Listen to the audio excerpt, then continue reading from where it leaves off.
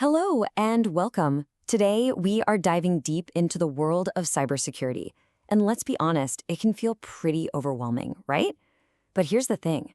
Just understanding the threats out there is the single biggest step you can take to protect yourself. So let's get armed with some knowledge and jump right in. This quote from Professor Messer really hits the nail on the head. And believe me, this is no exaggeration. Every single day, our systems are facing a constant barrage of attacks. So the information we're about to cover, well, it isn't just for IT professionals anymore. It's absolutely essential for anyone who uses a computer or a smartphone. All of us. The best way to think about our online world is as this huge, invisible digital battlefield. And on this battlefield, the most valuable prize isn't what you'd think. It's not land or resources, it's your data. Every little piece of your personal and financial information has real value to someone. And this battlefield, it's not some far-off, distant place. Nope, it's right there in your inbox. It's on your phone. Think about it for a second. Our most common everyday digital habits, opening an email, clicking a link, those are the very moments that we're actually the most vulnerable. Each one is like a potential door that we might be leaving unlocked for an intruder. So who exactly are we up against on this battlefield? Well, it's not some single faceless enemy in a hoodie. They're what we call threat actors, and they come in a lot of different forms. And each one has really unique and often powerful motivations. So here's a quick breakdown of the lineup. At the very top, you've got nation-states. We're talking government-backed groups with almost unlimited resources, playing the long game of espionage and cyber warfare. Right below them, you have organized crime syndicates. These guys operate just like ruthless businesses, and they are focused purely on making money. Then we have hacktivists, who are driven by their own beliefs to make a political point. And finally, you have what we call unskilled attackers, who honestly might just be in it for the thrill of the hunt or to cause a little chaos. Okay, so like any conflict, this one has its weapons. Now, these aren't physical tools, of course. They're sophisticated methods designed specifically to trick, to disrupt, and to steal. Let's take a look at some of the most common weapons of choice. First up is phishing. You have to think of this as the master of deception. It's not about breaking down some technical wall. It's about tricking you, the person, into just opening the door and letting them right in.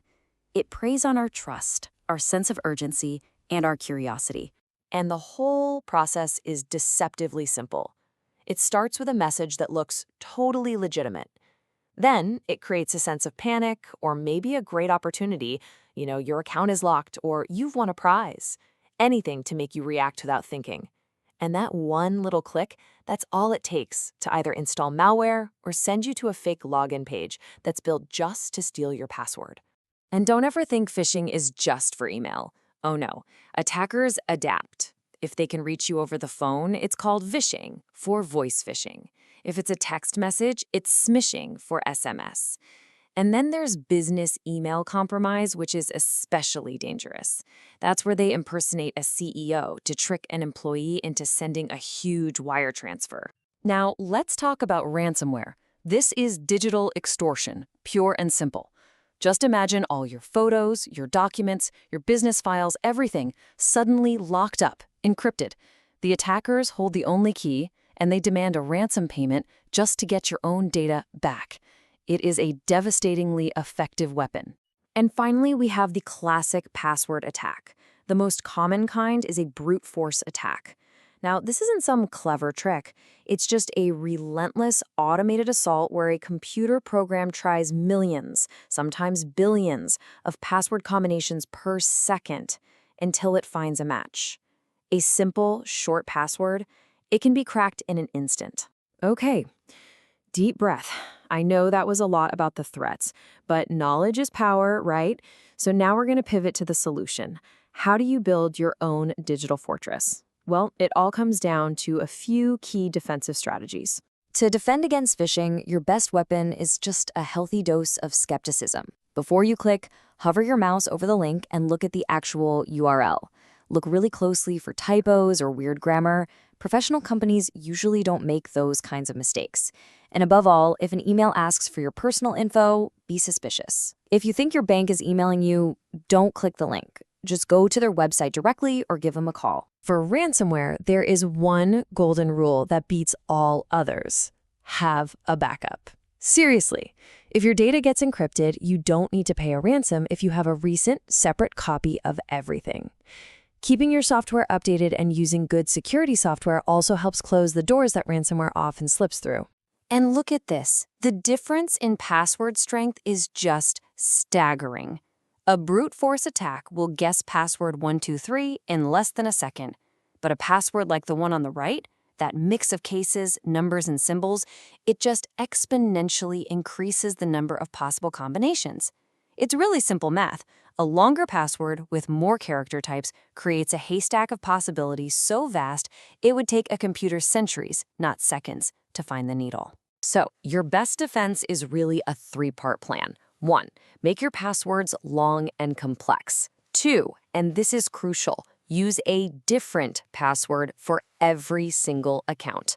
Now, I know that sounds impossible, but that's what password managers are for. They create and store these incredibly strong, unique passwords for all your accounts, so you only have to remember one master password. It's a total game changer. As we start to wrap up, it's so important to remember that cybersecurity isn't something you just buy or a box you can just check off a list. It's not a product you install and then forget about. It is an ongoing practice. The landscape of threats is constantly evolving. I mean, new attacks and new threat actors pop up all the time. Your strongest shield, your most reliable defense, is simply staying informed and maintaining that healthy sense of awareness in everything you do online. So I'll just leave you with this one final thought. We lock our physical doors every night without a second thought, right? But in a world where our most valuable assets are digital, is your digital door, your data, your identity, your privacy, is it truly locked? Thanks for joining this explainer.